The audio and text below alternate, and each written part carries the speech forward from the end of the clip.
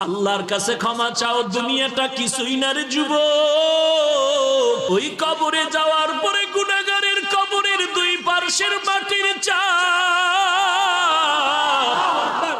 পাথরের হাড় চুরমার হয়ে যাবে। একটা নয়, দুটো নয়, 70 থেকে 99টা সাপের কামড়। কবরের ভিতরে জাহান্নামের আগুন। এরে বান্দা, এখনো কি আল্লাহর রাস্তায় ফিরে আসবি না? আল্লাহ দেখায় দেয় দুনিয়ার বিল্ডিং এর আগুনে কত যুবকের লাশ, আর চিৎকারের আওয়াজ, বাঁচাও বাঁচাও। একটু চিন্তা করে দেখ, যখন আগুন লাগছিল শরীরের মধ্যে তখন ওদের কেমন লাগছিল, অবস্থাটা কেমন হয়েছিল। ওরা যখন আগুনের মধ্যে সবাই জানালা দিয়া হাত দিয়া কয়, কে আছো, আমাদের বাঁচাও। আমাদের ডানে আগুন, বামে আগুন, চতুর্দিকে আগুন।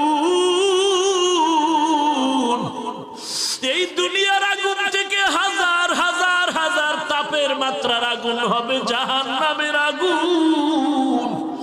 এরে যুবক, পায়ে হাত রেখে বলি, পাও দুইটা আগাইয়া দাও। আমি তোর পায়ে ধরে বলি, আর গুনাহ করিস না রে যুবক, আর গুনার পথে যাইও না।